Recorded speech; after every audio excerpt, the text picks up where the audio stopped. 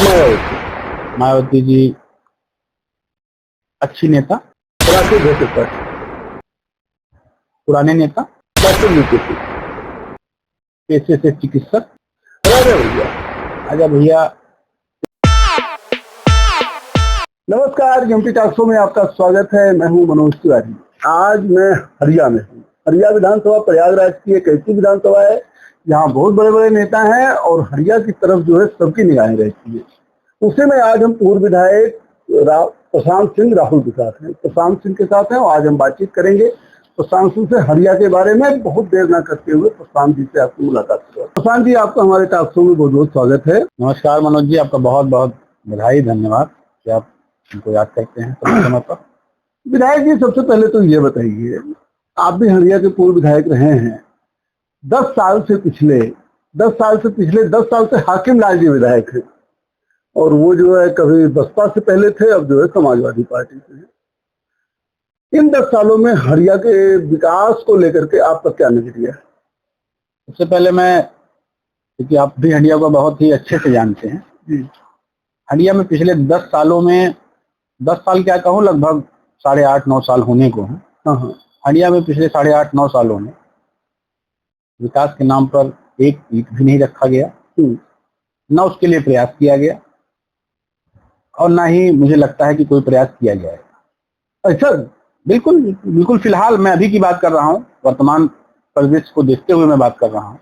जो आदमी पिछले 8-8.5-9 साल कुछ नहीं किया हंडिया के लिए, तो आने वाले 1-1.5 सालों में क्या कर देगा? कौन सी ऐसी विकास की नई इबारत लिख देगा जिससे हंडिया को लगेगा कि पिछले 10 साल का जो विकास नहीं हुआ उसमें उसका कोटा पूरा हो जाएगा?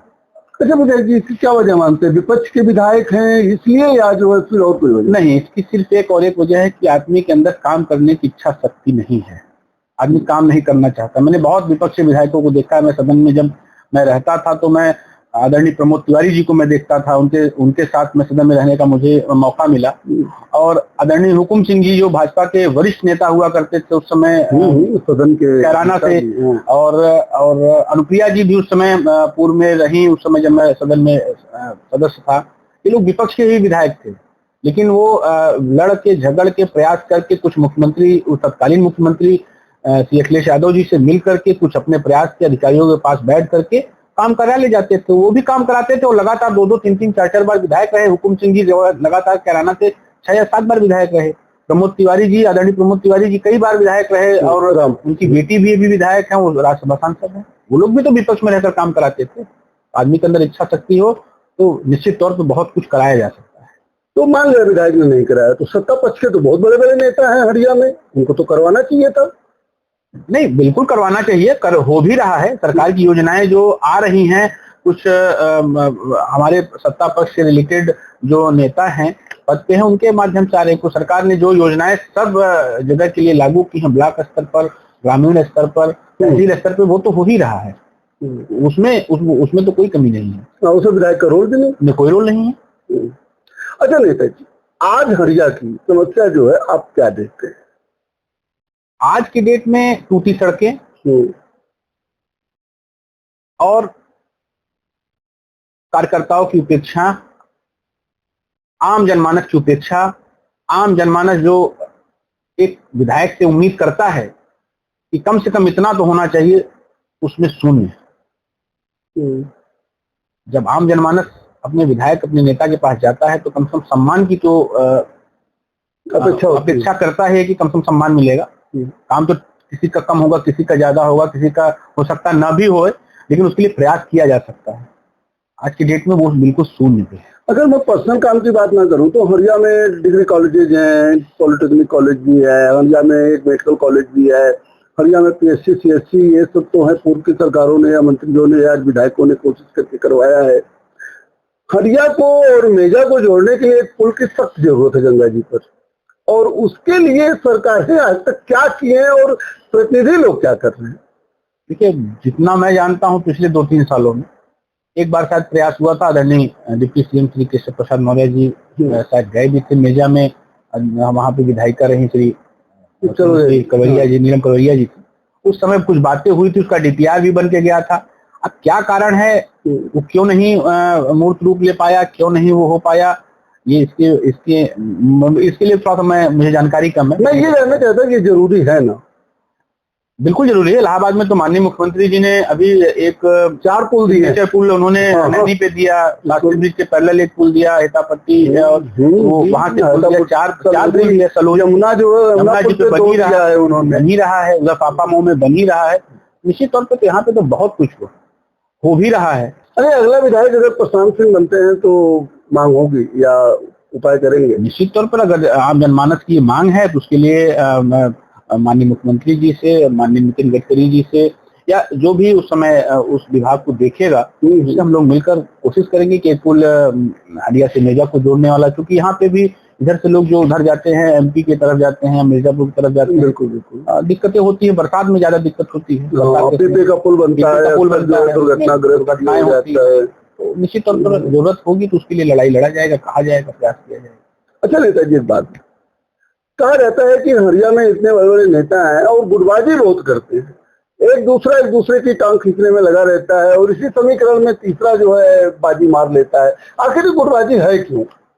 गुटबाजी तो मैं नहीं कहूंगा, लेकिन इसको गुटबाजी के तौर पे ना देखा जाए। सब अपने अपने राजनीति में अपनी अपनी सर्वाइवल की लड़ाई लड़ रहे हैं। सबकी इच्छा होती है राजनीति में कुछ न कुछ पाने की, करने की। जो मेहनत कर रहा है तो उम्मीद तो करेगा ही, वो भी ग्राम प्रधान से लेकर जिला पंचायत और विधायक, ब्लॉक प्रमुख जो भी बने, उसको उस तरीके से देखिए। इसको गुटबाजी के तौर पे फिलहाल पार्टी का जो निर्देश हो जाता है ऊपर से, उसी क्रम में सभी काम करते हैं।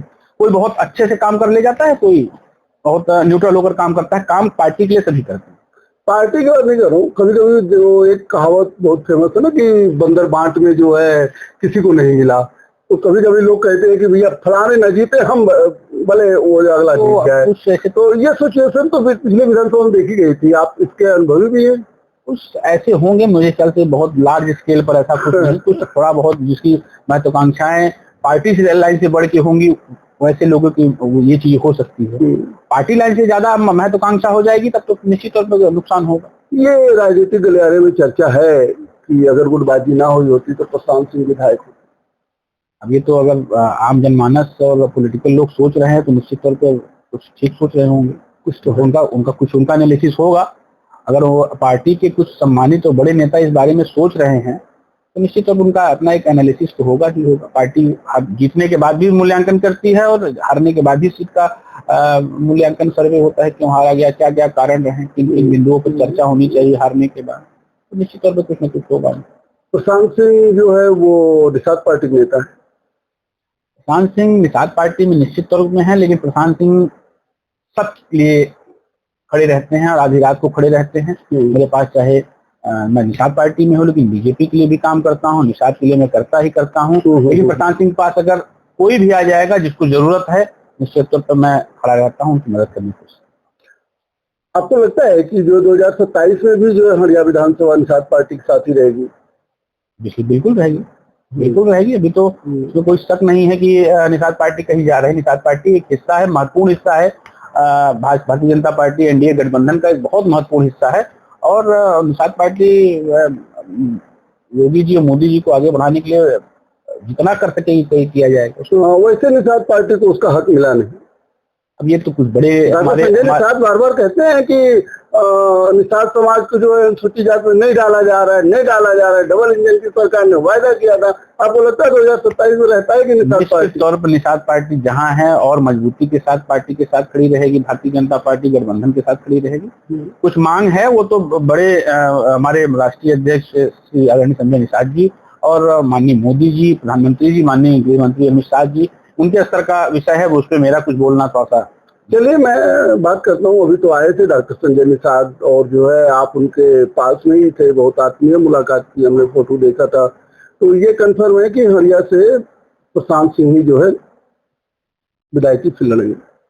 अब पब्लिक के बीच में आधी रात पूरे 24 घंटे रहा जाता है, पब्लिक के लिए लड़ा जाता है, किया जाता है, आम जनता के लिए किया जाता है। निश्चित तौर पर इसीलिए किया जाता है कि आने वाले समय में फिर मौका मिलेगा और जीतने के बाद जो चीजें कमी रह गई है उसको पूरा किया जाएगा। अच्छा, समाजवादी पार्टी के आप विधायक रहे, समाजवादी पार्टी के बड़े नेताओं में आपकी गिनती होती थी और आपके पिताजी की भी गिनती होती थी। मैं ये जानना चाह रहा था कि समाजवादी पार्टी की राजनीति और निषाद पार्टी की राजनीति में क्या डिफरेंस है? डिफरेंस बहुत, तो हर पार्टी की अपनी आइडियोलॉजी होती है, बिल्कुल। एक विचारधारा होती है, विचारधारा की राजनीति होती है, उसी विचारधारा पर पार्टी राजनीति करती है। बिल्कुल बिल्कुल समाजवादी पार्टी और इस पार्टी, हमारी पार्टी निषाद पार्टी अभी उतनी बड़ी पार्टी नहीं हुई जितनी बड़ी समाजवादी पार्टी। बिल्कुल। इतने कार्यकर्ता नहीं है जितने समाजवादी पार्टी में, बूथ लेवल से लेकर। यहाँ अभी हमारी पार्टी एक्सपैंड कर रही है अपनी पार्टी का, कार्यकर्ताओं को बढ़ा रही, कार्यकर्ताओं में जोश भर रही, नए कार्यकर्ता बना रही। समाजवादी पार्टी का एक बना बनाया स्ट्रक्चर है, बड़ा स्ट्रक्चर है, उस स्ट्रक्चर पे वो काम कर रही है। उनको एक आदेश या कह दिया जाए, एक काम दे दिया जाता है, उनके कार्यकर्ता लग के मिल के, बहुत मेहनत नहीं करना पड़ता नेताओं को, और चीजें हो जाती है। सिर्फ एक सुपरविजन करना होता है। इस साथ पार्टी में भी चीजें जमीन से उठाने के लिए तो मेहनत करना पड़ता है, कार्यकर्ता को अंदर उतना जोश भरना पड़ता है, कार्यकर्ताओं को लगाना पड़ता है, एक कार्यकर्ता के साथ दूसरे कार्यकर्ता को एडजस्ट करना पड़ता है। अभी अंतर तो नहीं। छोटी पार्टी और साथ में जो है भाजपा ऊपर से तैयार बैठी रहती है। गठबंधन है तो फिर जब आप गठबंधन में लड़ते हैं तो बहुत सी चीजें मैनेज करना पड़ता है। अच्छा, आप समाजवादी पार्टी को मिस करते हैं? मिस का क्या मतलब है कि बहुत से मेरे कार्यकर्ता समाजवादी पार्टी मेरे पास मुझसे मदद मांगने आते हैं। किसी को मना, अगर उनका जेन्युइन काम है, अगर वो ऐसा काम है जो होने लायक है, जिससे हमारे ऐसे लोगों का नुकसान है, तो मैं जेन्युइन काम रहता है मदद में, इलाज के लिए। चुनाव में तो फिर समाजवादी पार्टी सेल भी आप लगाते होंगे? अब सेल तो नहीं कहूंगा, लेकिन जिनसे संबंध है वो सपोर्ट करते हैं। अब वो चाहे 200, 500, 1000, 2000 वोट हो, देते हैं, निश्चित तौर पे देते हैं। मैं बहुत बहुत बड़े स्केल पे तो नहीं कहता, लेकिन कुछ न कुछ तो है। अंतिम बार अखिलेश यादव से कब मुलाकात? अंतिम बार मेरी श्री अखिलेश यादव जी से मुलाकात माननीय मुलायम सिंह जी के जब एक्सपायर किए थे, प्रवासी हुए थे, जब मैं उस वक्त मैं गया था, क्योंकि माननीय मुलायम सिंह नेताजी का संबंध मेरे पिताजी से बहुत अच्छा, बहुत स्नेह दुलार करते थे। और जब वो दिवंगत हुए तो मैं वहां गया, तो वहीं उनसे मेरी मुलाकात हुई। ये बात। अच्छा नेताजी, एक चीज और बताइए, उत्तर प्रदेश के मुख्यमंत्री के बारे में कहा जाता है जातिवादी हैं, एक ही वर्ग को ज्यादा तवज्जो देते हैं, दरोगा से लेकर अधिकारी, सचिव, यहाँ तक कि सारे। आपको क्या लगता है, क्या ये सही है कि नहीं? मुझे कुछ नहीं लगता। आप प्रयागराज देख लीजिए, छोटा सा एग्जांपल प्रयागराज का ले लीजिए। डीएम साहब को ले लीजिए, कमिश्नर साहब को ले लीजिए, और सीपी को ले लीजिए, एडिशनल सीपी को ले लीजिए। आप छोटा जो काम करता है उसके ऊपर आरोप तो कुछ न कुछ लगते ही, लेकिन मेरे ख्याल से ऐसा कुछ नहीं। विपक्ष तो कहता है कि कानून व्यवस्था की हालत खराब है, महंगाई, बेरोजगारी है। आपकी सरकार से कितना? कहाँ कानून व्यवस्था जितनी चुस्त दुरुस्त इस सरकार में है, शायद कभी रही हो। कानून व्यवस्था के नाम पे तो अगर बात किया जा रहा है विपक्ष वाला, तो अनर्गल बात है।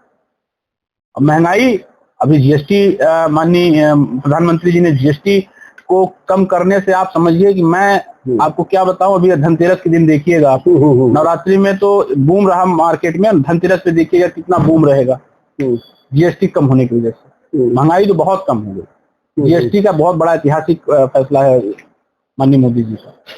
कहा जाता है कि जिस तरीके से करछना में कमल सिंबल निषाद पार्टी ने दे दिया था अपने विधायक को, पीयूष निषाद को, अगर हरियाणा में भी कमल सिंबल जो है प्रशांत जी को मिला होता तो शायद विधायक होते। निश्चित तौर पर कमल सिंबल का एक अपना महत्व तो है ही, उसमें कोई दो राय नहीं। मैं ये नहीं कहा जाता है कि आपको समय कम मिला, इसलिए एक महत्वपूर्ण कारण ये भी रहा। एक महत्वपूर्ण कारण ये भी रहा कि समय कम रहा।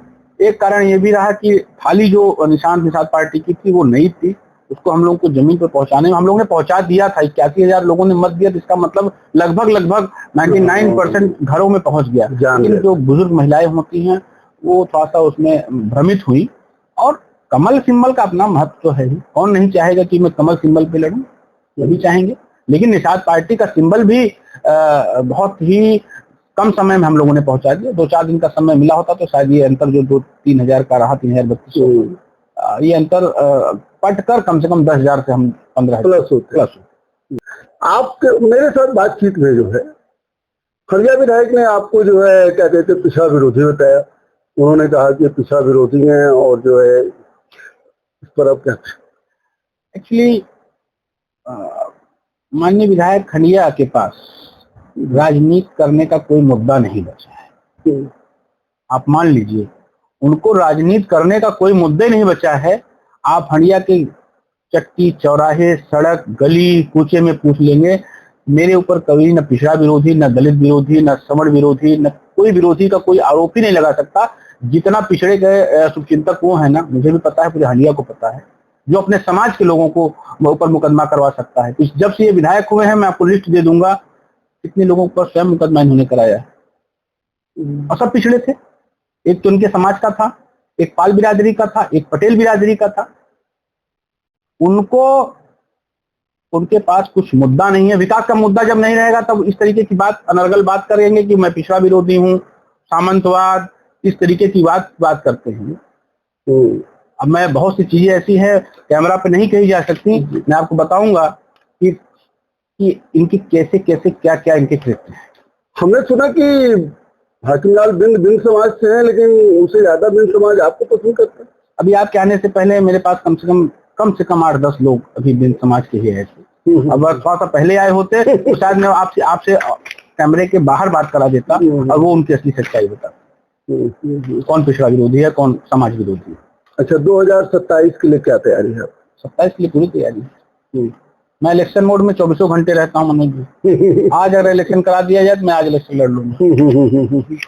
अच्छा, ये बताइए, समाजवादी पार्टी जिस तरीके से पीडीए का नारा देके चल रही है, पिछड़ा दलित अल्पसंख्यक जिस तरीके से उसके साथ एकजुट हो रहे हैं, आपको लगता है कि एनडीए गठबंधन में दम नहीं बचा है? अरे एनडीए गठबंधन के दम के वजह से ये सब नारे विकसित किए जा रहे हैं, पीडीए, पिछड़ा, दलित अल्पसंख्यक। एनडीए में इतना दम है, आपको ये पीडीए बनाने की जरूरत क्यों आज पड़ी? इसलिए पड़ी ना कि आपको लग रहा है कि ये सब पीडीए जो पिछड़ा दलित है, ये भारतीय जनता पार्टी एनडीए के साथ है, तभी तो आपको इसकी जरूरत पड़ी। नहीं तो आपको क्यों जरूरत पड़ती? आपको क्यों बताने की जरूरत पड़ी कि हम पिछड़े दलित अल्पसंख्यक के हितैषी हैं? अगर आप पिछले 4-5 के टर्म के सरकार में रहे उत्तर प्रदेश में, तो आपको बताने की जरूरत क्या है? आपको ये नारा देने की जरूरत क्या है? निश्चित तौर पर एनडीए, भारतीय जनता पार्टी पिछड़े दलित अल्पसंख्यक सबका जो हमारे प्रधानमंत्री जी कहते हैं, सबका साथ सबका विकास सबका विश्वास, उनके साथ आज भी उसी मजबूती के साथ खड़ा है।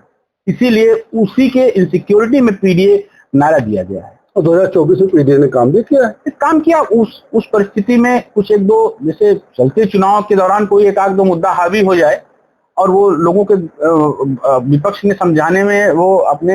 समझाने में कामयाब हो गया वो मुद्दा, जबकि ऐसा कुछ था नहीं। आप भी जानते हो, वो आरक्षण वाला मुद्दा था, संविधान बदलने का भी था। हाँ, वही आरक्षण और संविधान बदलने वाला जो था मामला, उस पर वो समझाने में कामयाब हो गया। उसका कुछ नुकसान हुआ होगा, बाकी ऐसा कुछ नहीं। अच्छा, अगर प्रशांत सिंह फिर विधायक बनते हैं तो हरिया के लिए जो है क्या सोचा है करने? हरिया के लिए तो बहुत कुछ सोचा था मैंने, अभी सोचा भी है। आप कुछ बता ही दीजिए। निश्चित तौर पर हरिया को मैंने ये सोचा था कि जब हरिया पॉलिटेक्निक को अपग्रेड करके उसको राजकीय इंजीनियरिंग कॉलेज बनाना एक महत्वपूर्ण ये था। हरिया में एक ग्रामीण खेल कूद स्टेडियम, ये मैंने सोचा था।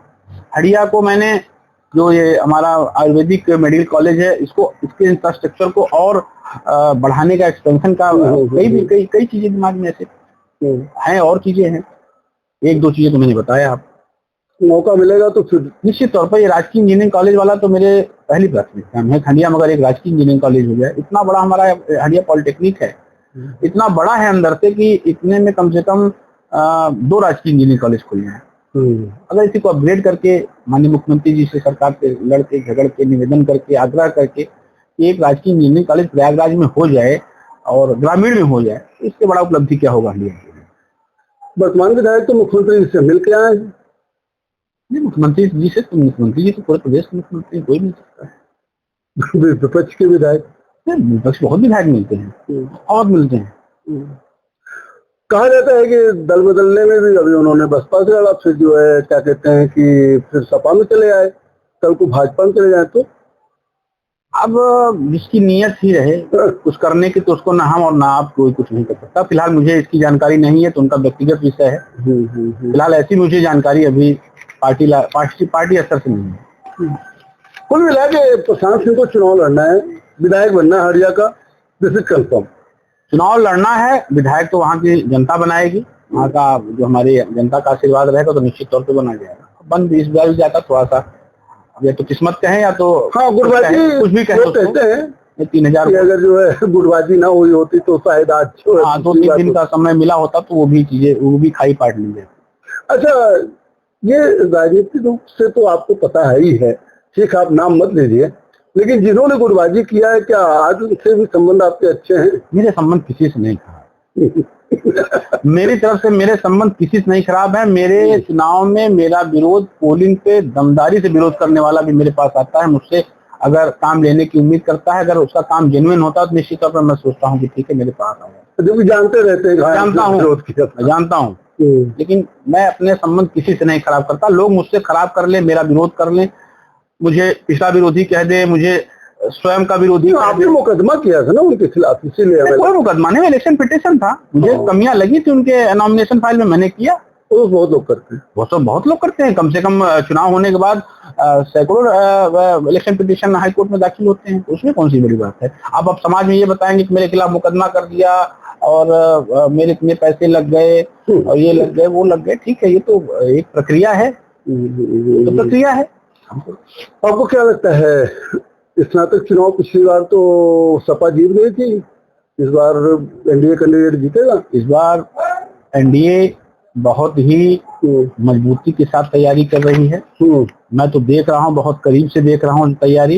निश्चित तौर पर जितनी भी सीटें रहेंगी एनडीए बहुत बहुमत के साथ जीतेगी।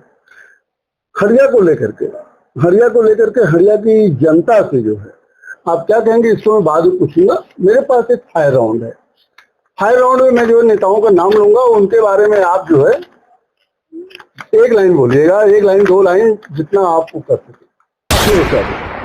समाजवादी पार्टी के राष्ट्रीय अध्यक्ष। और कुछ? इंजीनियरिंग सैनिक स्कूल से पढ़े हुए मायावती जी अच्छी नेता। प्रदेश के कार्यकर्ताओं के लोकप्रिय नेता, पुराने नेता, पेशे से चिकित्सक, जिला पंचायत अध्यक्ष। वो भी नेता नहीं है? नेता है, बिल्कुल है, पेशे से चिकित्सक और जिला पंचायत अध्यक्ष। जिला पंचायत अध्यक्ष मतलब नेता है और सुलझे हुए। अच्छा, प्रिया पटेल जी को मैं बहुत सम्मान करता हूँ, बहुत ही अच्छी महिला। संजय निषाद जी जमीन से जुड़े हुए कार्यकर्ताओं को नाम से और उनके मोटिवेट करने वाले नेता हैं, कार्यकर्ताओं के अंदर दम और जोश भरने वाले नेता। अजय राय के बारे में बहुत मैं नहीं जानता, लेकिन सुना है कि अच्छे नेता है। अजय भैया के बारे में कुछ शब्द कहना, एक शब्दों में उनके लिए कहना, 2 शब्दों में कहना उचित नहीं है। बहुत ही जमीन से जुड़े हुए नेता, और उनके पास चाहे जो जाए, चाहे जिस जाति का, चाहे जिस धर्म का, सबकी मदद करते हैं, बहुत लोकप्रिय है। अब तक जो हरिया से सबसे सफल विधायक मेरे पिताजी, और अब तक जो उत्तर प्रदेश का सबसे सफल मुख्यमंत्री जिसको जानते हैं, आदरणीय महाराज जी योगी आदित्यनाथ। तो सर, आज हरिया को जो है परिप्रेक्ष्य में रखते हुए आप जनता से क्या अपील करें?